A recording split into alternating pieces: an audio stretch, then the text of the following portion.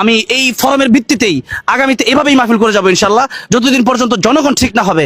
জনগণ যেদিন ঠিক হয়ে যাবে, যদি ইনশাল্লাহ দেশে খেলাফত কায়েম হয়ে যায়, ফ্রিতে ওয়াজ করবো ইনশাল্লাহ। যদি 12 মাসের দিনের দাওয়াত আমাদেরকে মানুষ দেয়, যে হুজুর ফজরের পর হোক, আসরের পর হোক, তখন টাকা ম্যাটার করবে না ইনশাল্লাহ। আপনারা মনে করবেন না সব মাহফিল থেকে আমি 60,000 1 লাখ টাকা নেই, বরং আমি অনেক মাহফিল ফ্রি করে দেই।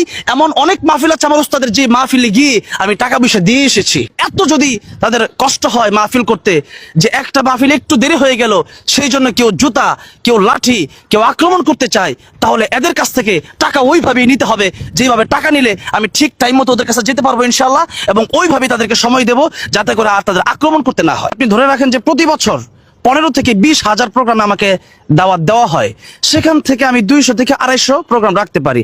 এখন অবশ্যই আমি সেখানে সবকিছু বাছাই করেই আমি 2 থেকে 250 প্রোগ্রাম রাখবো। আমি একটা মাহফিলে গেলে সেই মাহফিলে যদি 50 লক্ষ টাকা ওঠে, তাহলে সেই মাহফিল থেকে আমাকে 50 থেকে 60,000 বা 70,000 বা 80,000 বা 1 লাখ টাকা দিতে সমস্যাটা কোথায়? যদি আমি টাইম দেই, আপনারা টাকা যেভাবে দিন।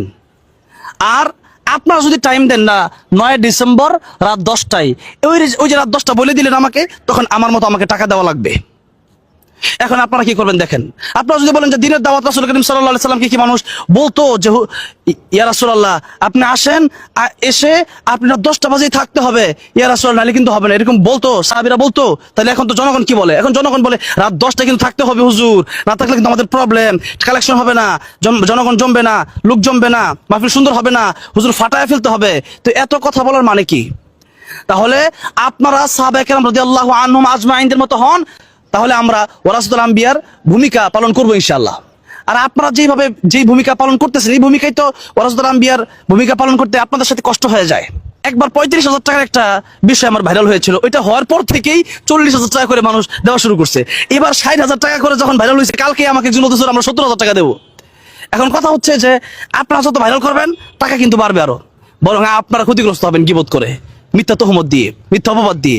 আমি টাকা ফেরত দিই না এমনটা নয়, বরং মাহফিল যদি কোনো কারণেই না হয়, যে কোনো কারণে, আমার কারণে অথবা তাদের কারণে, আমি টাকা সাথে সাথে ফেরত দিয়ে দিই। টাইম যদি আপনাদের মতো হয়, তাহলে টাকা আমার মতো দেওয়া লাগবে।